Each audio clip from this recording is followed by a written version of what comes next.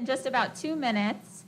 So, yep, please keep filling out those cards, and there's a basket up here on the table for your questions. If you have questions while we're doing our 15 minutes, just we'll have someone walk around and collect them.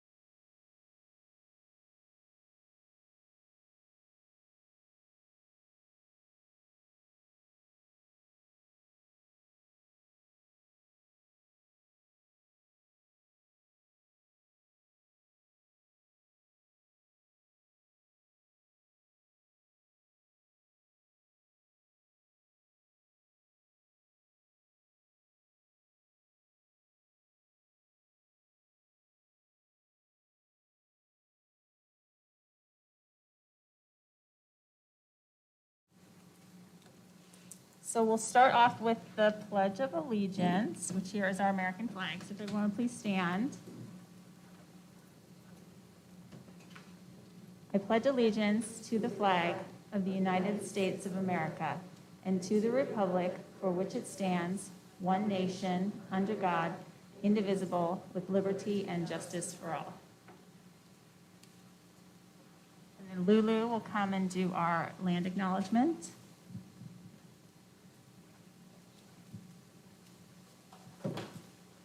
As we gather for this meeting, let us take a moment to reflect on the meaning of place, and in doing so, recognize the various traditional lands on which we do our business today. We wish to acknowledge this land on which this SPC meeting is taking place. For thousands of years, it has been the traditional land of the Hohokam, the Akimel O'odham, and most recently, the Salt River Pima Indian community. Today, this meeting place is still the home to many Indigenous people from across Maricopa, and we are grateful to have the opportunity to live and work on this land. Great. Thank you, Lulu. Okay, so here is our agenda for this morning. We have our 15-minute question and answer with Dr. Menzel. Again, fill out the cards on the table, and then we have a basket up front here, and then we'll have someone walking around to get additional questions. And we'll get through as many as we can in the time allotted. And then we have the new Director of Teaching and Learning for SUSD, Dr. Kimberly Dodds Keran, here today to share several things with us. And then we are joined by SUSD Foundation, which is an organization that works alongside SUSD, and they'll tell us who they are and about an exciting event that they have coming up. And then we have just a couple executive board updates, and then there's time if any SBC reps want to make an announcement about their school, you're welcome to make an announcement. So we will move on. Let me grab our questions.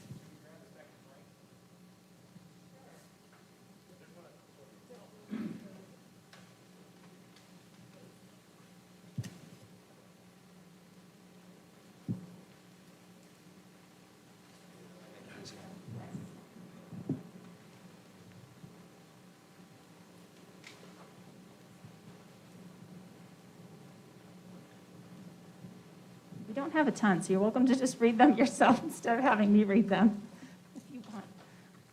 There you go. All right. We have Castle President Kim Niemi states that SEL must actively contribute to anti-racism. Castle also promotes that SEL is rooted in social justice.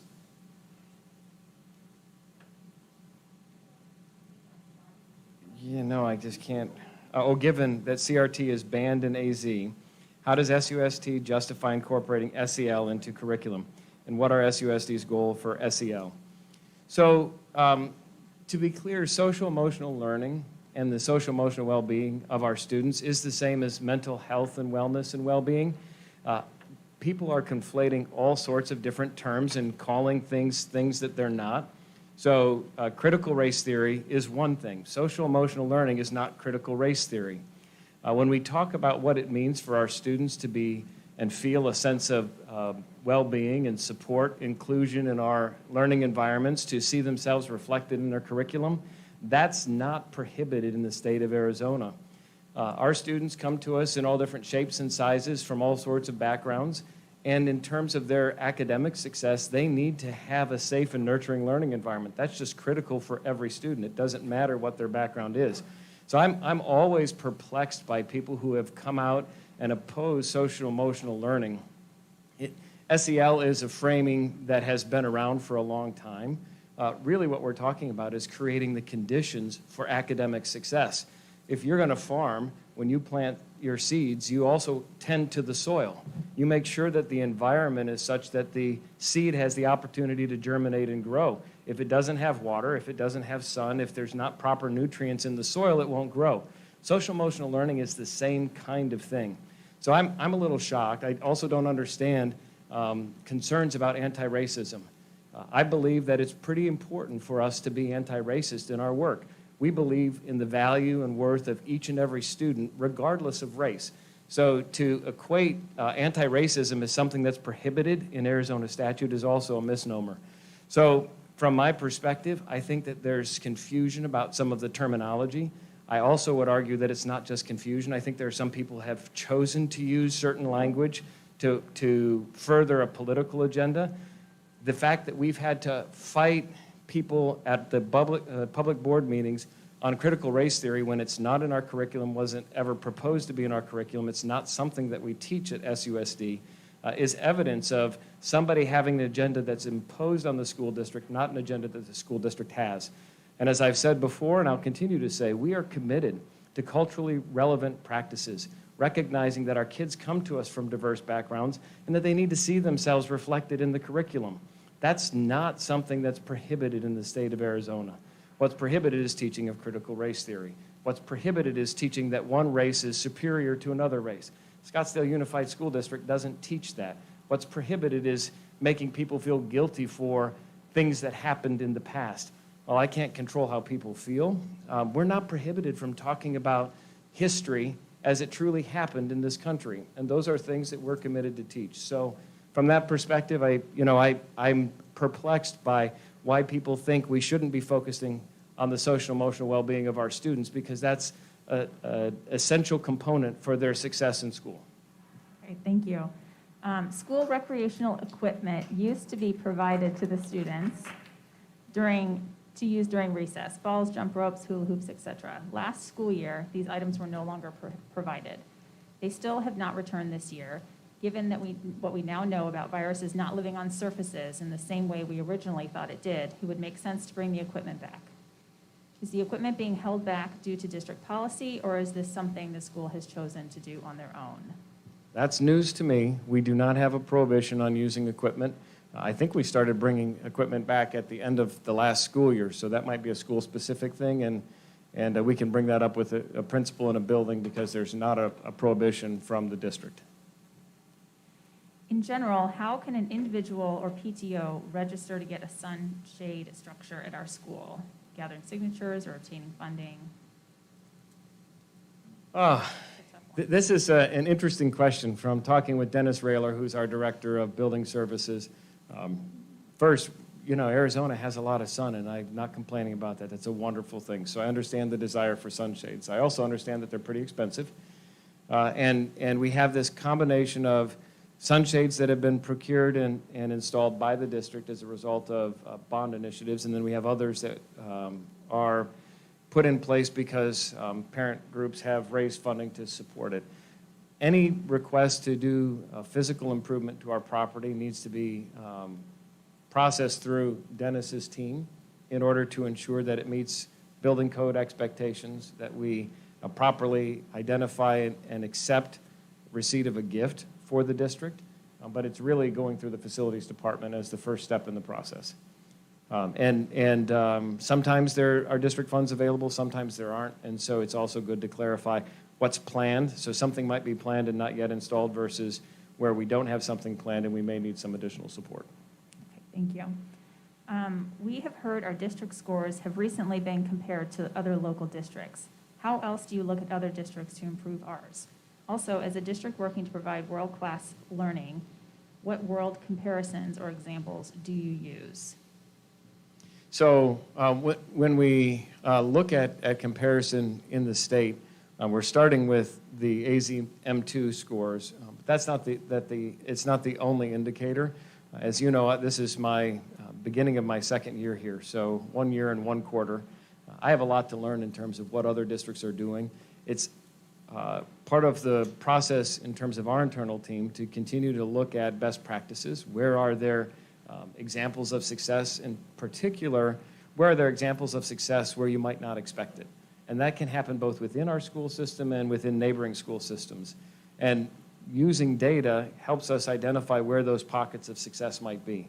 When it comes to international comparisons, really where we've started is looking at the structure of the top performing school systems across the country. So Mark Tucker's book on leading high performing school systems really talks about how systems across the world are organized to promote high achievement for all students. And so I'll just throw out a couple of things that I think are relevant to this conversation. First, when we think about world-class, future-focused learning for all of our students, we need to have and maintain high expectations for every student.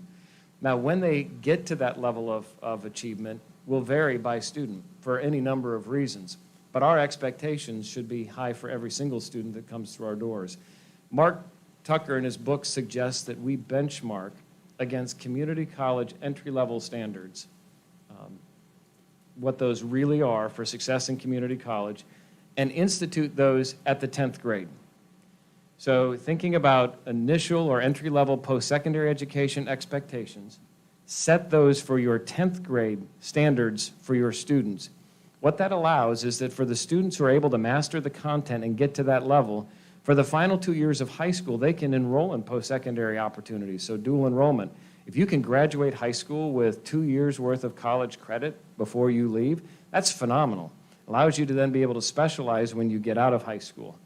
Other students may not be on a traditional 4-year college track. They may have an interest in career and technical education, and we need to have viable opportunities for our students in career and tech ed. They can differentiate if they've mastered those standards at 10th grade to move into that environment.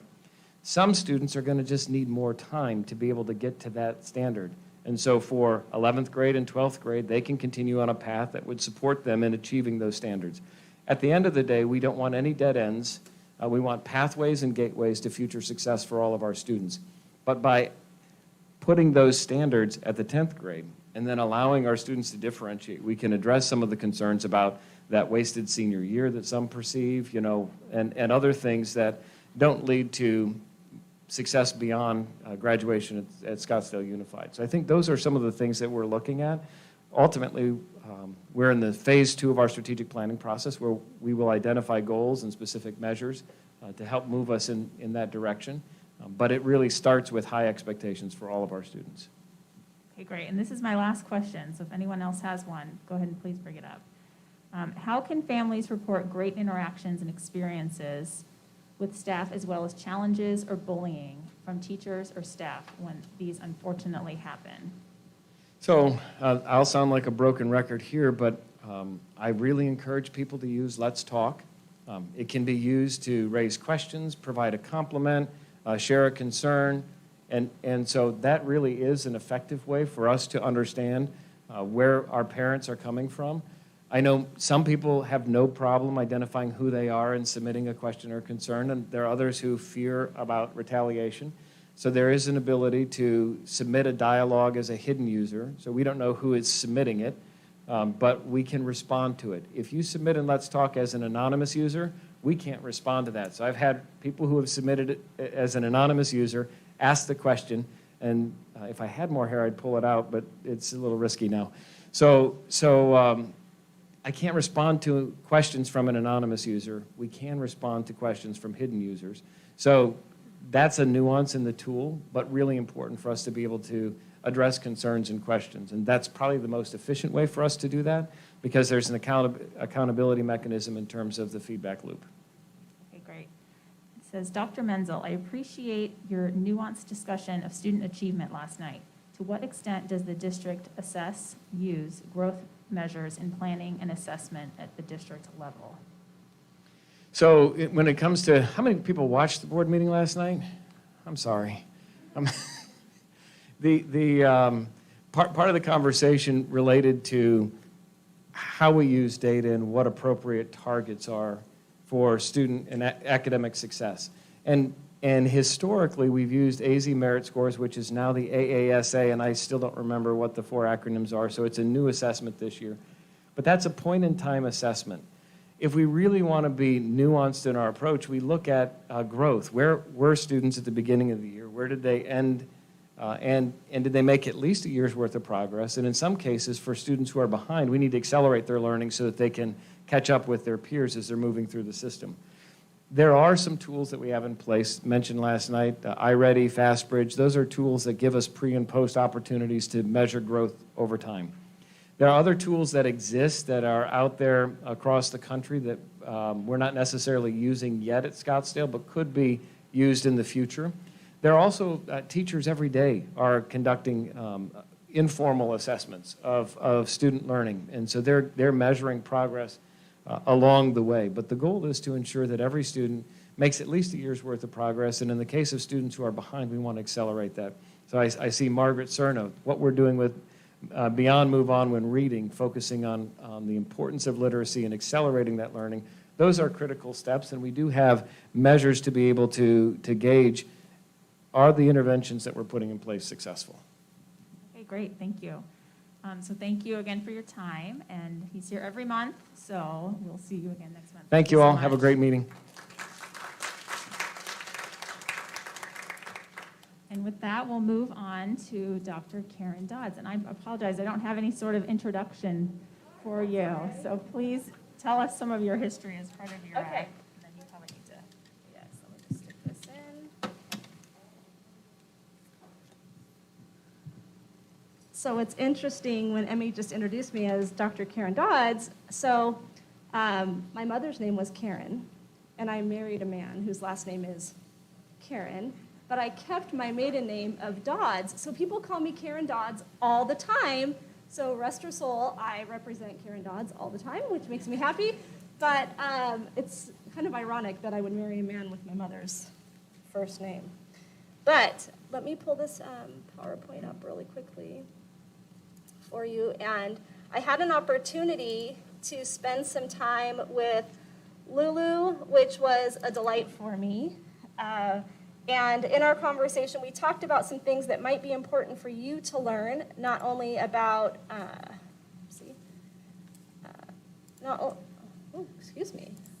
not only about our department, but I hear there might be a little something about who's this new girl, me. So I want you to know that I'm a very proud teacher for 25 years, and that is something that really, I don't know, is just all that I am. It's kind of my fabric. So I wanted you to think about a teacher who has really made an impact on you. So if you think back, was it your kindergarten teacher, your high school counselor? Last night we got to hear a really awesome testimony with a stream in from a student at Yale whose high school counselor has had such a powerful impact on her. So is anybody willing to kind of share out teaching and learning that doesn't let you just sit passively? Anybody have a teacher that kind of pops into their head as somebody who's made an impression on you? Yeah, tell me. Yeah, I have many, but in high school, I really remember my AP US history teacher. He was just so engaging, and made history really come alive. And I remember before our AP US History exam, he actually came in, this was an older man, probably about 60 or so, near his retirement, but he came in and he was in full football gear to like get us pumped up or something, and he jumped up on the table and started giving us like a pep talk before the exam, and we were all cracking up hysterically. Like, it was so memorable, and he was just that kind of guy that was always going above and beyond and just had this energy that he brought to every lesson. So. Thank you for sharing that. And that actually kind of triggers something for social emotional learning, because you guys were getting ready for a test. You were probably a little anxious, and when we're anxious, our brains don't always work the best. But instead, your brains were diverted to being energized, pumped up, having confidence, levity, to help you do probably better on your test. Anybody else want to share? Thank you. So my 7th grade language arts teacher, to this day, I think of some of the things that she had us read in class and her ability to incorporate current events and history, and the lessons she taught me I still think about today and teach my kids. So, Margaret.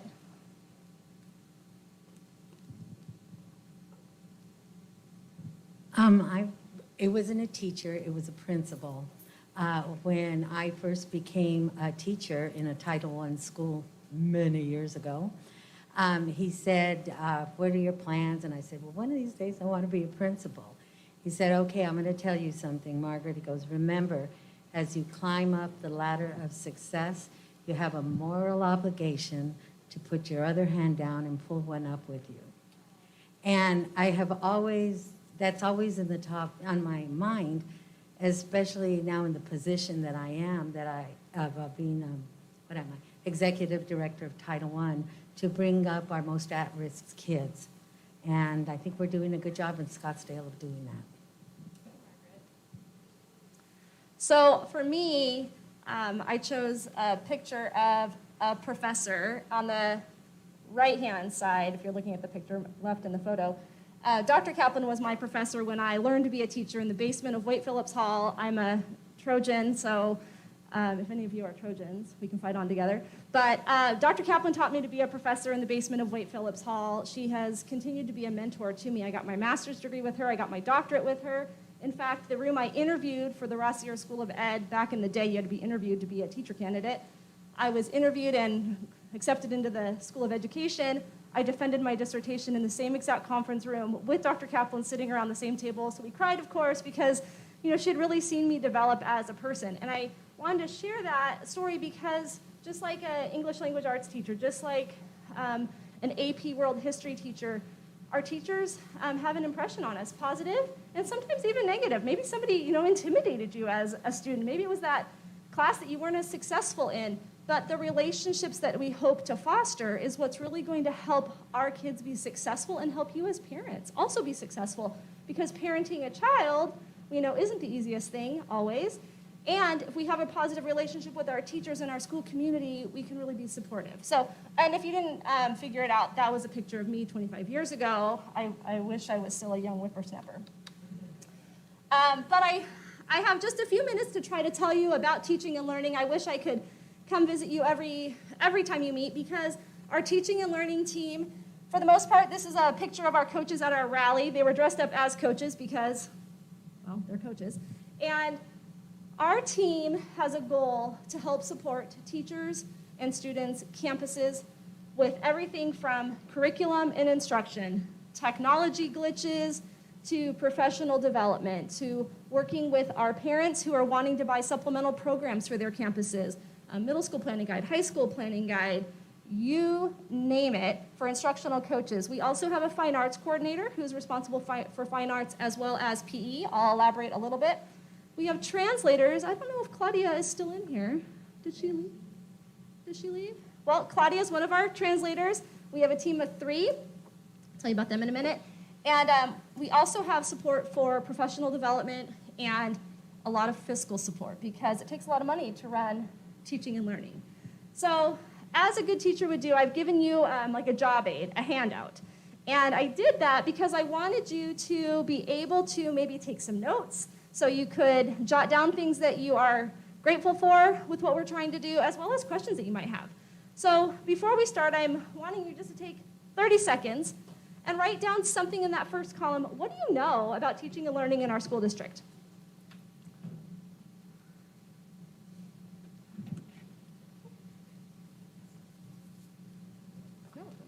Would you like one?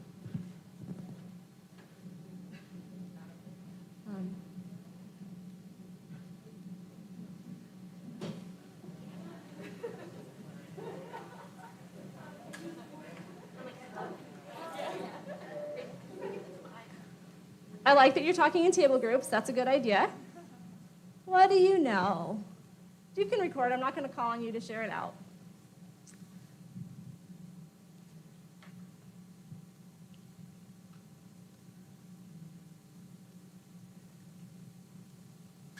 Now, during this quick overview, I want you, hopefully, to record things that you find interesting in the middle column. This is a chart. It's called a kick chart. It's what do I know, what do I find interesting, and what do I have questions about. Sometimes your kids might do something called a KWL. What do I already know, what do I want to know, and what have I learned? Same concept. So, did you know that we have a warehouse of curriculum materials that is stocked full of instructional materials for our classrooms? For example, there are 70 different titles for novels with 3,000 copies of novels for units of study for our elementary kids to be reading from. So our teachers, I'll go through a process, can check those books out to read with their children. We also have 50 titles that equal to 12,500 middle school copies of novels. We've just done a new English language arts adoption. We'll be adding to that thousands and thousands of more books. But the way it works in our warehouse, it's like Costco of materials. We have two people, Gidget and Tyler, and the teacher will go in and they will submit a request through a Google form. That Google form is received by the warehouse, and they will go pull all of the things that that teacher has requested, be it novels, be it math manipulatives, be it a science kit. They'll go pull all of that, send it off, the library will have it, and then they will distribute it to the classroom teacher. So it's like our own little mini Amazon for free. And we have a publishing company that we use, Mackin and Follett book vendors. They barcode everything for us. So we archive everything in something called Destiny. So it's like when you go to the library and you want to find a book, same thing happens. They request it, everything's barcoded, checked out to the teacher, so we always know what's on stock, or when our inventory might be kind of dwindling. In fact, we've had a little bit of a hiccup with remote learning. A lot of kids didn't return books. So we, our bookshelves have gotten a little lighter. We'll fix that. Did you know that kids in our schools, in every single school here in SUSD, we have children who do not speak English as their first language? And that there are actually 50 different languages represented here in SUSD? And the numbers of our English language learners, as you can see here statistically, we have 19% more kids this year who are speaking a second language than we did last school year. Our team is very, very, very, very busy. Our ELD coaches, we have 3 ELD coaches who support the ELD specialists on every campus, who work with our classroom teachers for what we call the ELP standards to help with the English language proficiency of our new students. Did you know we have a critter farm? Yep, we have a critter farm. I saw that reaction. Yep, we have a critter farm that grows all sorts of things. I joke that I now need to not call a roly-poly a roly-poly. I need to use the appropriate scientific vernacular of an isopod. But we grow them. Housed at Echo Canyon, the kids tend to them. We have goldfish, we have crawdads, we have milkweeds. I would not want to be responsible for the hissing cockroach. The child in my own house last night wanted to know how many crayfish there are and could there be a boil. And I was like, Jackson, that is not what we are using these for. These are for science, not for eating. And so what this does is it allows our teachers, just like you saw in the process for checking out things from the warehouse like a book, these are part of our kits. So when your kids are learning about life cycles, when they're learning about cell division, when they're learning about how an organism reacts to a stimuli, they get to actually use real things, not just see it in a book. And our little Echo Canyon kids are tending to them. We have a person who takes care of them. There's apparently going to be a butterfly garden created this year too. Did you know that we have a multitude of programs for gifted children?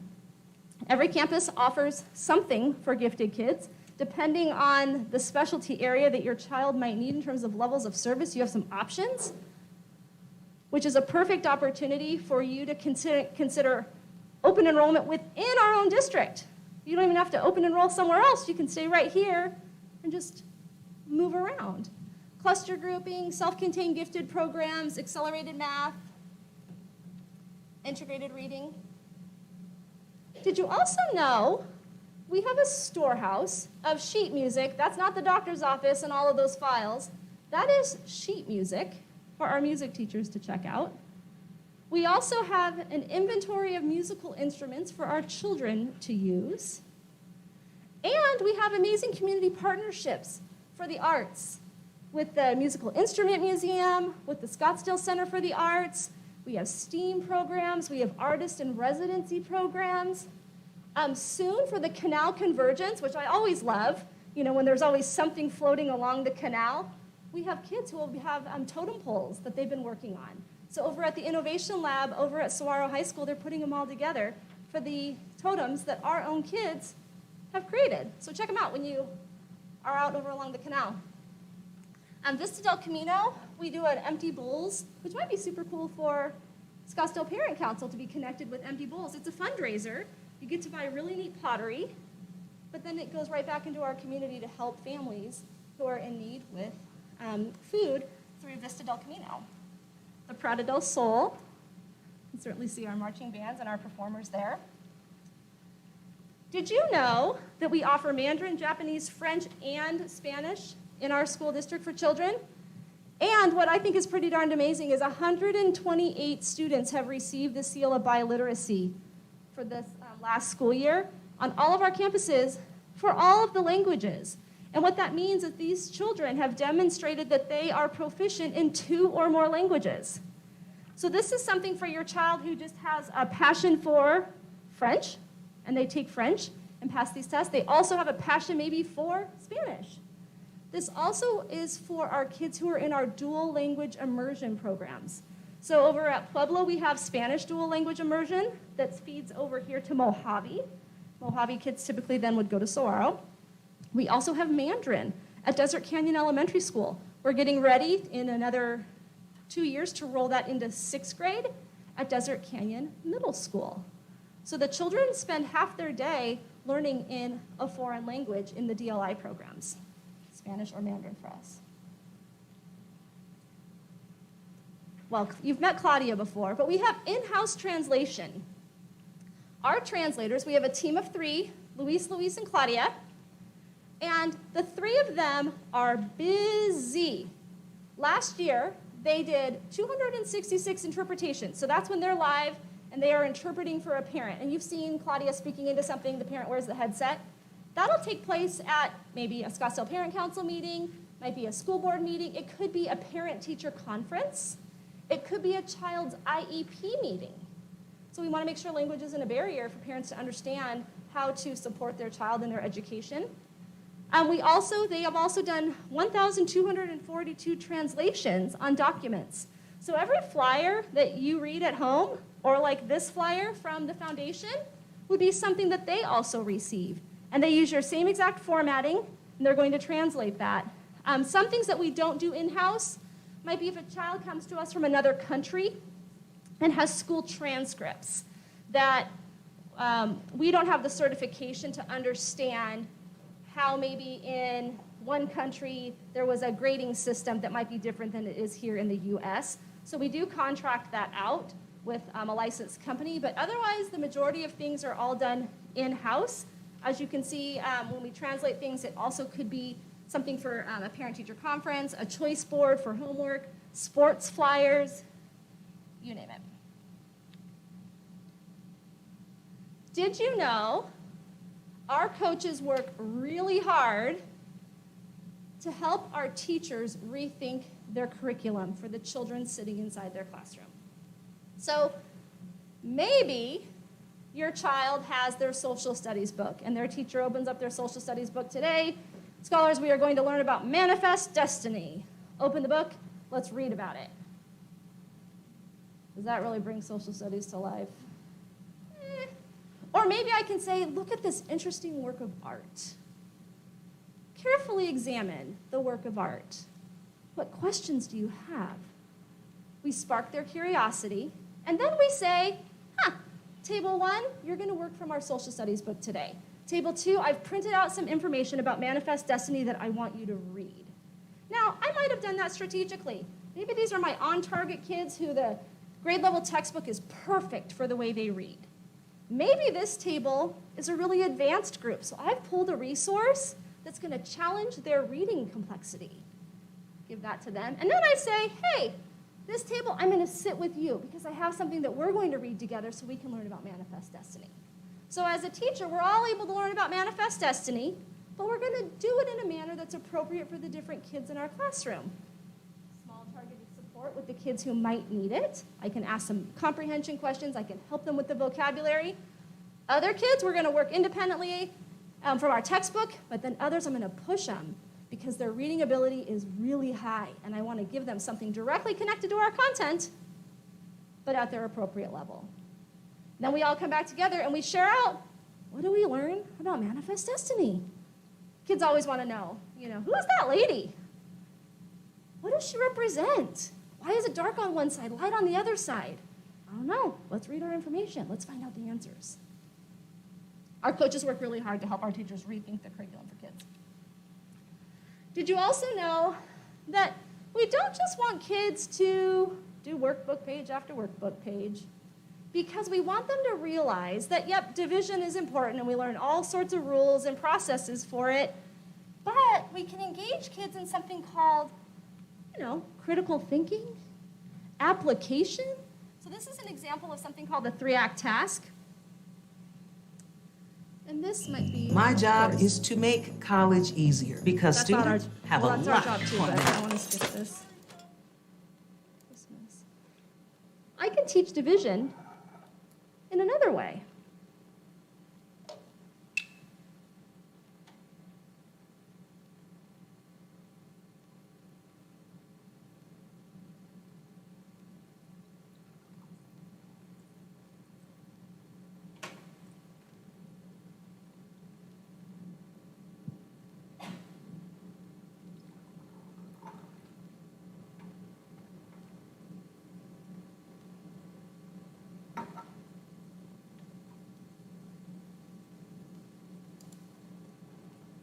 So just like the lady for Manifest Destiny, we can spark kids' curiosity by looking at something that's called the 3-act task. Then they're going to ask questions. Why wasn't there enough for all of the jars? How much was in the first one? How much is in the one that's not completely full? That can lead us into division, because that's what the concept is. So there's different ways that we can approach teaching for our kids in our classroom. Oh gosh, did you know that teaching and learning is not funded only out of capital and maintenance and operations, but we have all sorts of grants. We have all sorts of people that help to manage these budgets. And we use federal funding. We use Indian gaming dollars. We use desegregation budgets. We use results-based funding to do all sorts of things in our classrooms. Buy resources, provide professional development, send people to conferences, hire people. So there's all different ways that we fund the teaching and learning that happens throughout our school district. And did you know, on early release days, our teachers and our teaching and learning team and our principals are engaged in professional development? Earlier this month, when we had professional development, we had 55 sessions offered for certificated teachers, administrators, and classified employees. So they were divided up amongst different needs. It depended, if it was an elementary, a middle school, or a high school person. It might be high school learning about their new English language arts curriculum. It might be a pre-K teacher learning about pre-K instruction. It could have been a certificated employee learning about time clock. But we offer professional development, and we coordinate that. So we have a district professional development calendar that sometimes is a district-wide PD, otherwise it's site-based, and our coaches are out on campuses for all of that. And as the school year has started, we've been working really hard to help support quarantine learning. So when kids are having to quarantine, either because they have COVID or they've been exposed, we have 3 different layers of support. Classroom teachers with their Google Classrooms that our coaches have been working really diligently to help teachers get that information uploaded. Second layer is the classroom teacher provides tutoring. Our coaches are a liaison between the campus and our teaching and learning department. And then if a teacher isn't tutoring, because maybe they have other commitments, they're a parent, they're the volleyball coach, they're the robotics club leader, they can't tutor, we have varsity tutors. So varsity tutors are available for kids who have been out due to COVID or have been quarantined. What's important to know about this too, I want you to know, is if kids are out of school because they're sick, we want them to get well. The hours that they would have can be used once they're well enough to learn again. So if they're out sick, get them well. Then they can log on for tutor support from their teacher, or if their teacher isn't providing it, use their varsity tutor hours. So as I wrap up, I want to know if you recorded anything on your kick chart. And if you did, anybody willing to share something you found interesting? And I also wonder what questions you might have. Yes. What do I know? What do I find interesting? And Q, what do I question? Yep. Never ask a question again. I thought about giving you a pop quiz, but I didn't think that would be very fair.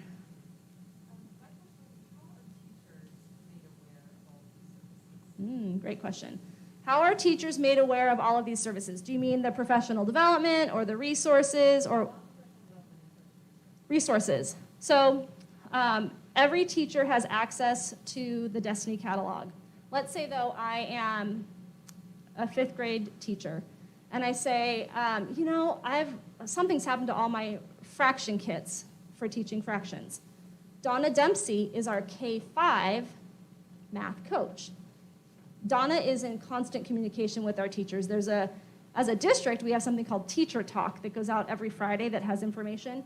But then our coaches also push out messages to all of our grade level teachers of things like, hey everyone, don't forget, there's a new 3-act task available. Click here, it will be useful.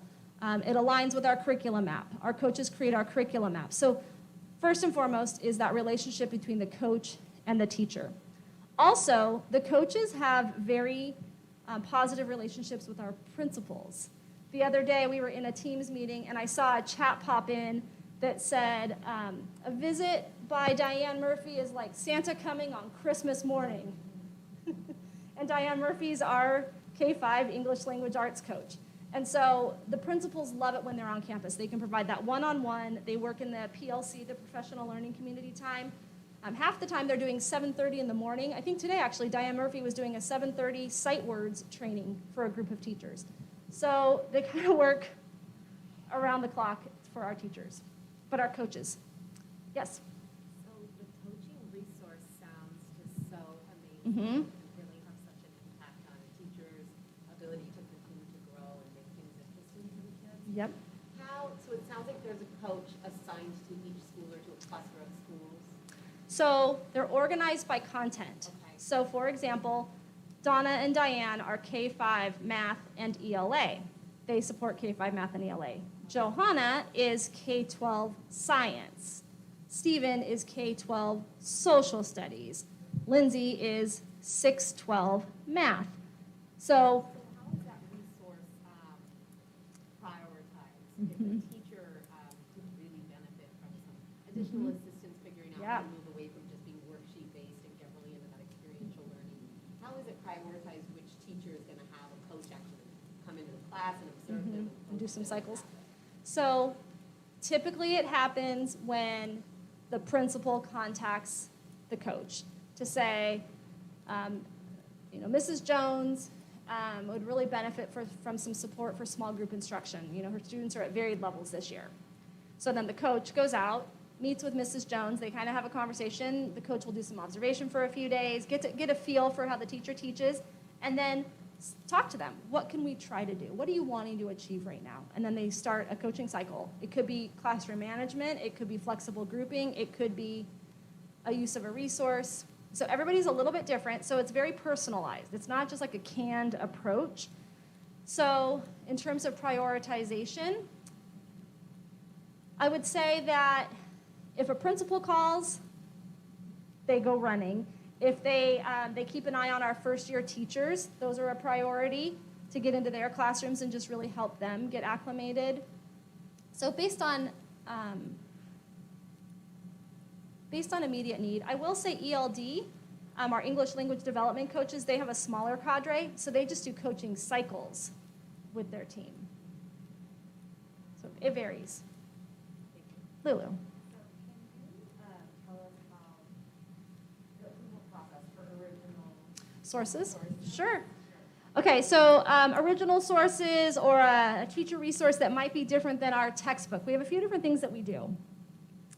All websites. So the other day I got an email from IT about MobyMax. A campus wants to use MobyMax. IT gets it, and they have all sorts of questions about who it's being used for, is it free, do we have an agreement with the company, yada, yada, yada. Either IT will automatically approve the site, or it comes to our team. So MobyMax, I pushed it out to Donna, Diane, and Stephen, because they said they wanted to use it for English, language arts, math, and social studies. And I said, tell me about how you think this would be used on these campuses. And then we go through an approval process. Lately, CNN 10 has been showing up quite a bit. People are wondering, why is CNN 10 being shown in my child's elementary school classroom? So I sent Stephen Williamson out to the campus. Find out, how is this being used and what are we using it for? Are we using it for just current events? Just, hey, scholars, it's on in the morning when we come in, like the Today Show might be on with Hoda and Jenna? Or are we using it because we're learning about something and here's a snippet that's going to help us? So we have formal, and then I would say we also have follow-up informal processes. One thing we do trust is our teachers in choosing a resource. So when Lulu and I had actually talked about this, I was talking about different things that I would use as a teacher. And we were talking about like some personal experiences, and I said, oh my gosh, your experience parallels something in a children's book. If I had your family in my classroom, if I knew this was happening with your child, I could choose this picture book. And we could experience it with a character to relate it to a child in the classroom without calling out the child, but just say, gosh, has anybody else ever felt this way? So as a teacher, I have professional judgment as well. Everything, though, is going to be directly connected to a standard. And that's where we try to emphasize everything. We don't just go to the internet and Google something and print it out. It's, how does this directly relate to my standards? Why is this appropriate for the kids in my classroom? And we also have committees. So we have, shortly, there will be a new supplemental material committee that is beginning. So you can sign up for it on our website for Committee Hub. And there's rubrics similar to our novel adoptions. So we just have a new English language arts adoption for 6, 8, and 9, 12. We get to choose a lot of new novels, which is exciting. There will be some new books that teachers get to read with their kids. Well, our committees are going to come together by grade level. We will read every single novel. We will evaluate it on a rubric based on how it directly connects to the content, the language, the literary devices, etc. And then we will decide, do we think it's appropriate or not? And the committees always are comprised of a community member, a teacher, administrator, and somebody from our teaching and learning team. Some committees are smaller, some are bigger. Does that help? So I want you to know I appreciate you. I want you to know my email address is available, and please reach out to us because we can't thank you enough for your support in our schools, because teaching and learning can't happen without your support, and we need to hear from you too. We need to know, obviously, the great things that are happening in the classrooms with your children, and then things that you think we could work on, and what are some needs that we haven't been made aware of. So thank you. Thank you, Dr. Kim Keran. I apologize for mixing that up earlier. You know what? I have all sorts of names. I'm sorry I screwed you up. No, Here, you're I'm just good. going to leave this for now. Okay. could I get a copy of it to add to ours? Sure. Okay, perfect. So she said I can have a copy of her presentation, and we'll add that in, and that's always available on our website. So next up, I would like to introduce Juliana and Kristen from SUSD Foundation. They're going to tell us about their organization and then their annual event that you have flyers on your table, and we're hopeful that parents can participate in. Welcome. Welcome and good morning, everybody. Thank you for having us. Oh, that works. My name is Kristen Cox. I'm on the SUSD Foundation Board, currently the secretary. And I'm Juliana Norval, also on the foundation board, also along with Dr. Sackos, who represents the district on our board. Thank you for having us today. So we just wanted to get in front of you to partner with the SPC Council, show you guys, give you guys some information on what our foundation is. And it was crazy as I was sitting here today, I reflected, we've been around 15 years now. You realize that? I'm like, wow. But just to go to give you some overview here, we are a volunteer board. We've been around, like I said, for 15 years, and none of us are paid. We are all working professionals, been around that volunteer time. It's 95% of what we do goes back to the district. We support all of the schools. There are 29 schools that you guys know that we support. We began in 2006 with 6 Scottsdale businessmen, and our focus then was on focusing on technology, which is funny because it's very similar to how it is today. It's very similar.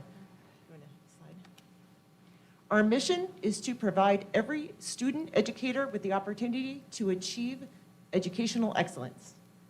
You can see our goals we review every year. I don't know if I need to read all of these, but it's to predominantly support the district, to make sure that our students and our teachers can identify new experiences to support them, to foster educational initiatives, to utilize technology and enhance career readiness. Let's look at all of these. I'll just go down number 7 here, to be a resource and avenue for the community and corporate advocacy while increasing awareness within the community, which is why we're here today, and to monitor and keep our expenses to a minimum so we can put it back into the school. Some of the programs we support, you may or may not know. We support the new teacher orientation. We gave away 150 Starbucks gift cards for all of the SUSD new teachers and staff. We had a great welcome back rally. Did anyone attend the welcome back rally with the teachers this past year? No? It was phenomenal. There was a band there. There were stands with 2,000 or so teachers. But we were there to help support the teachers. We gave out gift cards, 5,000 in gift cards, and it's funny seeing the thank yous that come back from the teachers. You really appreciate that, and it's really a way of saying thank you for all that they do. We supported a couple of years ago, and Dr. Sackos might know, what, $1 million or something we helped to give for the Innovation Center at Saguaro High School. We support the robotics program, national board certification to teachers. Camp Invention is a big thing. We do various initiatives. Every year we do in June a Honor Health Bioscience initiatives for 10 or so teachers to help bring that to life. We're looking at entrepreneurial going forward, CyberGen. We do our standard supporting with Chromebooks and everything. And the one thing that is kind of interesting, I put a slide on here, is the Canine. We helped fund the Canine, which is emotional support for our students. And I think this Canine is at what school, Saguaro? Chaparral. Is at Chaparral right now. We're looking at getting another one, but that's been very beneficial. Not only is it a dog to help support the kids, but it's a well-trained dog. So kind of fun to see that. How do we support all this? Every year we do 2 fundraisers. We do a golf tournament in the spring, and then in the fall, in the past we've done galas, but this year we're doing a virtual fall event. It's all fun and games night, and it's funny how in the past we've done a fall where we've done a gala, we've done student, promoting teachers promoting students. But last year with COVID, we had to turn everything and said, let's do a virtual. So we did a virtual fun and games night, and it was very successful. Did anyone get a chance to participate in that last year? No? Well, if you want to, it is online. I think it's $25 to participate is the lowest, and we'll take anything.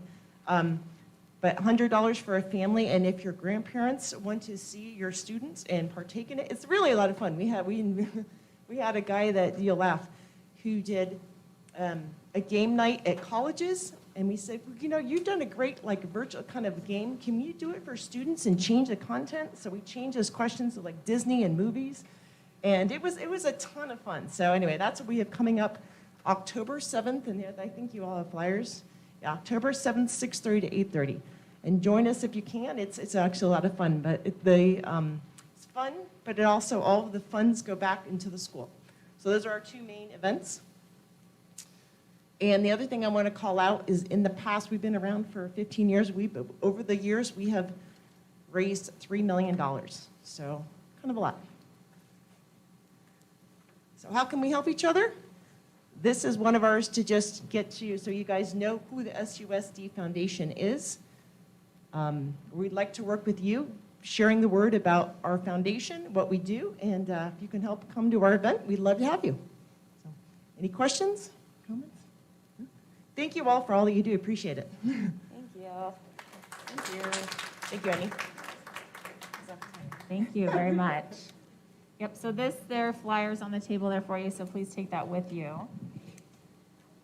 Okay, and then last, we just have a couple SBC updates. We have Jane Trapp to come give our monthly treasurer's report.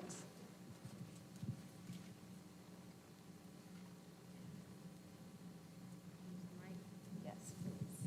Hello, everyone. My name is Jane Trapp. We really don't have much going on. I think we have 4 new schools that paid their dues this month, and the expenses are the translators and one of our ACC filing. So that's pretty much it. We have a very small budget. So go back to your schools, pay your dues, and you can also make individual donations with that QR code. Thank you, Jane. And then a couple upcoming events. Our next general meeting is October 20th. That one will be at nighttime here at the MDA as well. And then we just scheduled a PTA, APT roundtable for the morning of October 28th. That will also be here. So everyone is welcome at that, but our Alexandra Young, our VP of Outreach, will also be reaching out to the PTO presidents in those organizations. And that's just a great opportunity for them to share ideas, because we're all kind of reinventing the wheel. And with that, if any SPC representatives had any announcements, you are welcome to. Otherwise, and I think in future meetings, we can maybe have a sign up so that you'll have some advance notice to think about it. You can just share something positive at your school, or if there's an issue at your school, just something that, a way for all of us to be a little more aware of what's going on throughout the district. So we'll have a sign-up sheet next month, so that we'll have a few each month, and you guys can be prepared for that. Okay, so that is it. Thank you for attending. As always, please reach out to me if you ever have any questions. It's just president@scottsdaleparentcouncil.org. Thanks, everybody.